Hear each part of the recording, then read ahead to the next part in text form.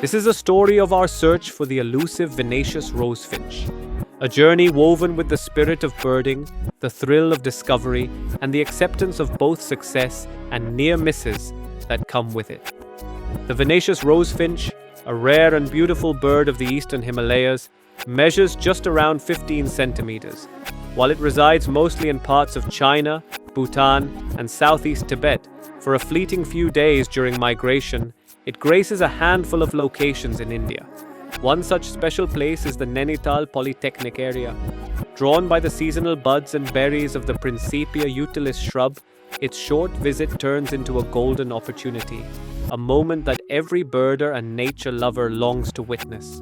The best move we made on this trip was hitting the road sharp at 4 a.m. from Gurgaon, and it worked out great.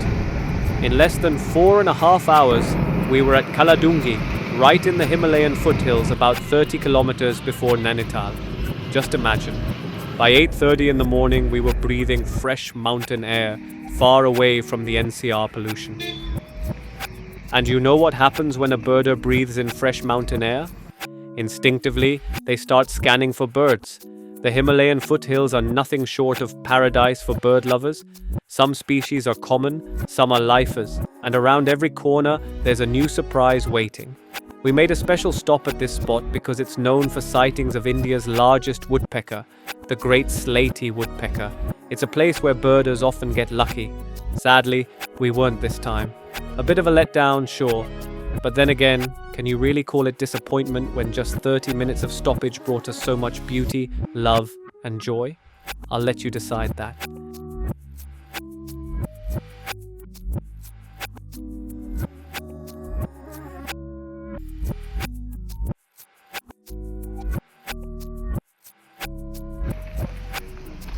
With our main target in mind, we were ready to head back to our homestay by 10 a.m. This quick stopover was just a bonus birding session, a reward for starting early and making the most of that extra time. On the way back, we were treated to a few more surprise sightings. And oh yes, this beauty was a lifer for me. In the NCR region, we often see the green bee-eater, and during the monsoon, the blue-tailed and blue-cheeked bee-eaters show up too. But the chestnut-headed bee-eater, that one's special. You'll only spot it near the Himalayan foothills. Is it just me, or does this bird look like it just finished a wild Holi party? We wrapped up Holi on 14th March in NCR, and guess what? Uttarakhand had theirs on 15th. Great timing to join the festivities again, this time with these colorful, feathered partygoers. I spotted this beauty just outside our homestay, which is tucked about 1 to 2 kilometers inside the jungle from the main road. We had already been warned to stay alert. The homestay's camera has frequently captured footage of leopards roaming nearby. We stayed at Milio Villa Homestay, which is owned and managed by Rajesh Panwar, an avid birder and wildlife tour organizer with over 12 years of experience. He, along with his wife, Sheila Panwar, runs a firm called Avian Trails, based around Jim Corbett. He has seen 1,147 species of birds in India and around 3,000 plus species across the world. He is working in this sector for more than 12 years and takes people to various birding hotspots in India and around the world for birding and wildlife photography. Mohit has traveled across India with Rajesh on several birding tours, while I joined them once for a trip to Shoklia, Rajasthan in search of the florican. You can check out a detailed video of that trip on our channel. This homestay isn't a fancy hotel. It's a simple, no-frills place where you can truly relax and soak in nature. You can easily tell it's run by a birder, with beautiful photos of birds and nature adorning every corner. We quickly grabbed some homemade food. Simple, vegetarian, easy to eat and digest. The only non-veg option available here is eggs, and that's about it. With our guide already assigned for the second half of the day, we just needed a quick breather before heading out for the next birding session. The second half of our day took us on a 45-minute drive from our homestay in Kaladungi to a spot near the Nainital Polytechnic College, a place quietly tucked away in the hills where we had our hopes pinned on one bird, the Vinaceous Rosefinch. Let me say it again, this bird was the reason for the trip. Everything else we saw along the way, just lovely little bonuses. For Mohit, this place holds a bit of unfinished business. He's tried spotting the rosefinch here before, but luck hasn't been on his side. For me, even if I didn't find the star of the show, I knew I'd walk away with a few lifers. But for Mohit, he will only get thrill of birding, the chase, and the chance to be out here again if we are not able to sight our target. Walking through this lane felt straight out of a Fast and Furious movie, like we were scouting a wild offbeat location in Brazil for their next big fight scene. With our guide on duty, we were scanning every branch and bush, hoping to spot a bird we didn't already have good photos or videos of. And then, boom, enters the scene, our very own tiny Hulk Hogan, the black-throated tit. I had a vague memory of seeing this little champ years ago, but no proof, no photo, no video.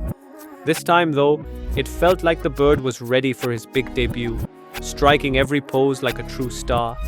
It was almost as if he was saying, "Bro, you made it all the way here. Now don't hold back, get all the shots you want." Nature's very own action hero moment, and we were lucky enough to be there for it.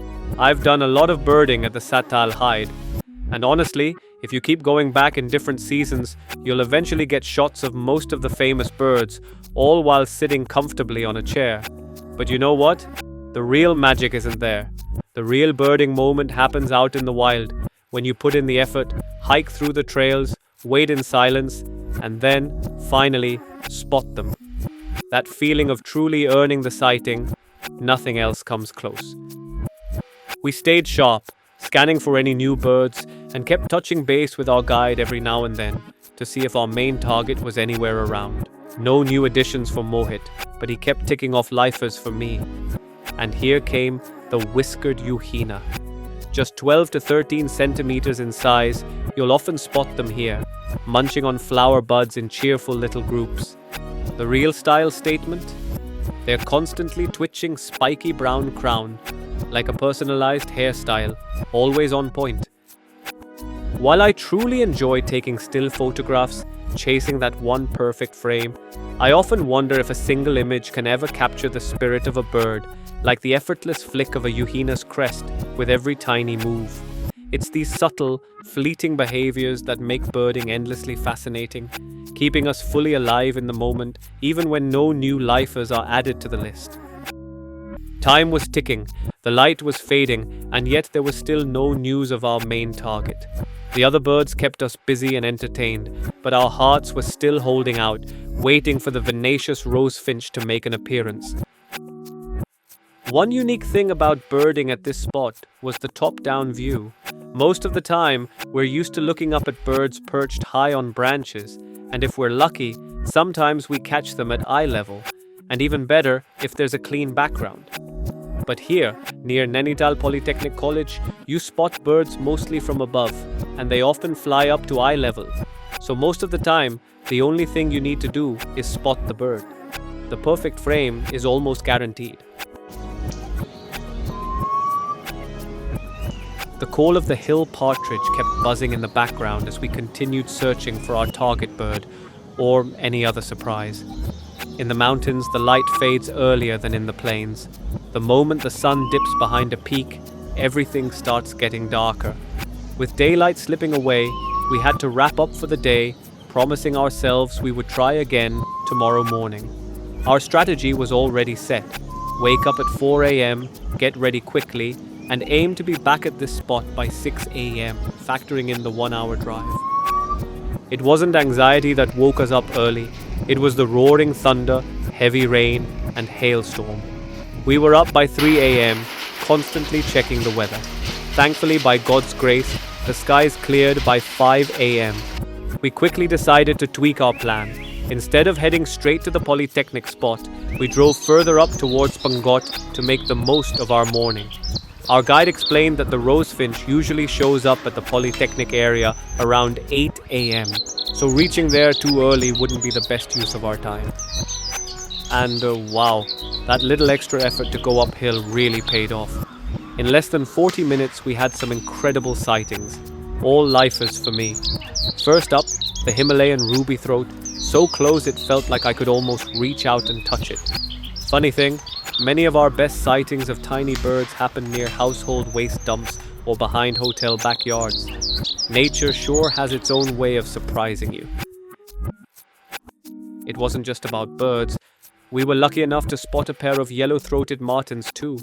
That's the real advantage of birding with a guide. They have on-ground experience and know exactly where to look. As I always say in every video, when you're birding away from home, make sure your two best friends are your binoculars and a good guide.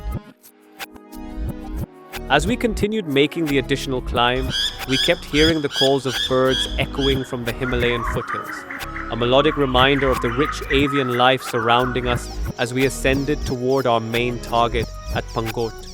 It felt like nature had planned a series of surprises just for us. Our main reason for taking this detour was the hope of spotting either the elusive cheer pheasant or the cocklas, two magnificent and shy birds that make every birder's journey worthwhile.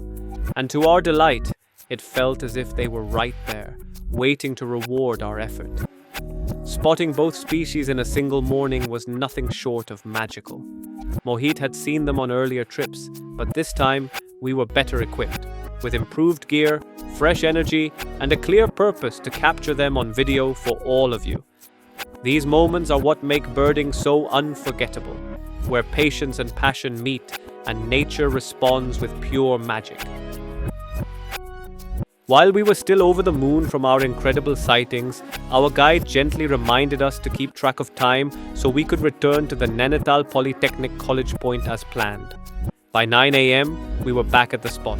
A few more birders were present, each accompanied by their own guide. Naturally, the first question we asked was whether anyone had seen the Vinaceous Rosefinch, the main goal of our trip. Unfortunately, the answer was no. The likely culprit? Unpredictable mountain weather. While our morning in Pangot had been cool and clear, this spot had started with thunderstorms and rain. Even now, the sky played games with us. One moment it was clear and calm, the next it was drizzling again as clouds rolled in. The weather kept teasing us, testing our passion and patience alike. And so the next few hours unfolded, a cycle of hope between patches of sunshine and sudden showers, each minute feeling like a coin toss between rain and clear skies. As soon as the rain paused, bird activity picked up again, and suddenly I spotted a rosefinch. My heart leapt. Had we finally found our target bird? I was elated. But wait, this wasn't the Vinaceous Rosefinch. This is pink-browed, a species more frequently seen across the Himalayan foothills. Still, I wasn't disappointed. It was another lifer for me, and every new bird counts. The thrill was real, but the quest for the elusive Vinaceous Rosefinch was still on. We kept exploring, eyes sharp, hearts hopeful. Birds revealed themselves in every corner, calling from thick canopies, flitting through bushes, some hanging upside down on rocks, and even a rare woodpecker blessing us with a surprise appearance. Every sighting was a reward, every call a thrill.